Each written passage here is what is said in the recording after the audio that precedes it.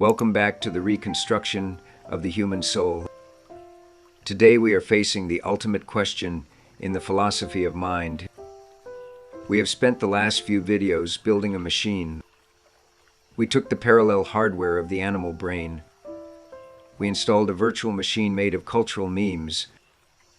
We called it the Joycean Machine. And we described how it creates a stream of drafts competing for attention. But now we have to answer the question that has been nagging at us from the very beginning. Is this thing actually conscious? Or is it just a very smart zombie? Daniel Dennett is finally ready to stop being coy and drop the hammer. But before he does that, we need to understand exactly what powers this Joycean machine confers upon us. Why did evolution bother to build it? What is the value add of having a stream of consciousness? To answer this, Dennett borrows a framework from the brilliant neuroscientist David Marr. Marr said there are 3 levels to understanding any information processing system: the physical level, which is the neurons; the algorithmic level, which is the software; and the computational level, which asks, what problem is this system trying to solve? So what problem does consciousness solve? Dennett suggests the primary problem is self-control. Remember, your brain is a pandemonium of specialists, thousands of little agents shouting for attention. Without a way to discipline them, you would be a distracted mess. Think about the difference between a pop-out effect and a serial search. If you look at a field of green dots and there is one red dot, the red dot just pops out. You don't have to think about it. Your hardware does it automatically. But what if I ask you, where is Waldo?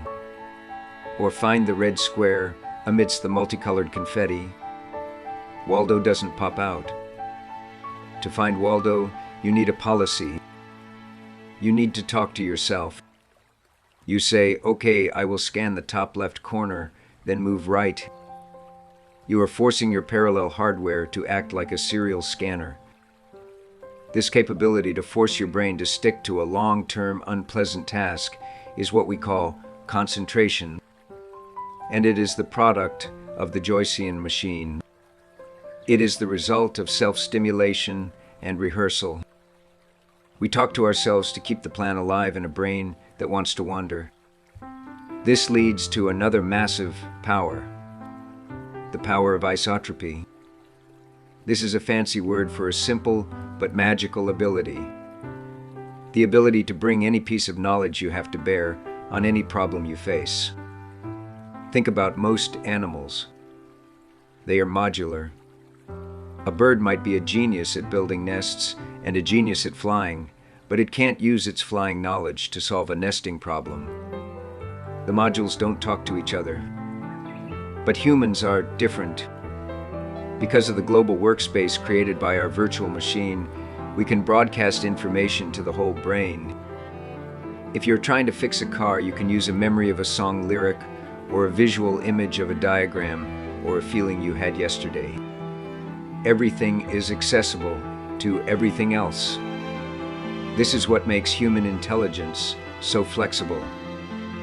We are not just a bundle of instincts. We are a global forum where every specialist can contribute to the conversation. Dennett calls this the mind is gadget approach. We are a bag of tricks, heuristics and habits that allow us to approximate perfect rationality. Critics like Jerry Fodor hate this. They want the mind to be a perfect logical engine. But Dennett says, no. We are a cobbling together of good tricks. And the best trick of all is this virtual machine that lets us simulate a serial logical thinker. So we have self-control, we have serial search, we have time travel through scenario spinning, we have the global broadcast.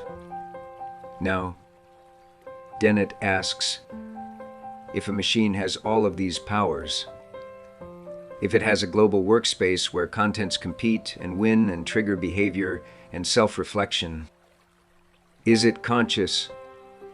Dennett's answer is a resounding yes. He explicitly declares that anyone or anything that instantiates this virtual machine is conscious in the fullest sense. There is no extra ingredient. There is no pixie dust.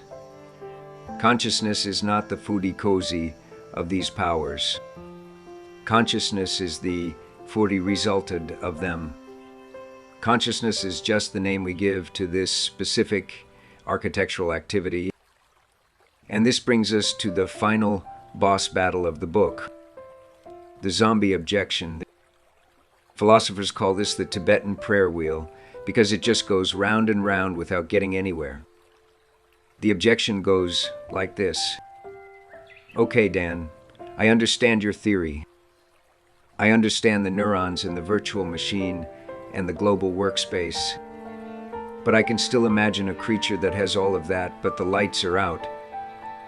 I can imagine a zombie that behaves exactly like me, but has no inner experience. Dennett hates this argument. He thinks it is a catastrophic failure of imagination. He compares it to vitalism in biology. Imagine a biologist explains to you exactly how a cell works, how DNA replicates, how mitochondria make energy, how proteins fold. And then you say, okay, I get all that physics and chemistry, but I can still imagine a cell that does all that, but isn't alive. You left out the life force. We would laugh at that person today. We know that life is just the name for the organization of the matter. There is no extra elan vital needed.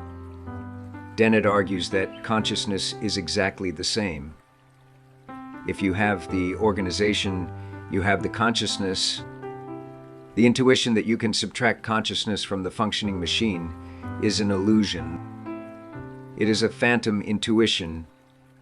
When you say, I can imagine a zombie, you are actually fooling yourself. You are imagining a partial machine, a broken machine. Because if you truly imagined the complexity of the Joycean machine, with its loops of self-monitoring and self-reflection and global broadcasting, you would realize that such a being must have an inner life. The inner life tune is the broadcasting and the monitoring. Asking for the qualia or the raw feel to be separate from the data processing is like asking for the value of $1 to be separate from the economic system. It doesn't make sense. Dennett is preparing us for a war against our own intuitions. In the next chapters, he is going to take on the most famous thought experiments in philosophy. The inverted spectrum, Mary the color scientist, the Chinese room, the bat.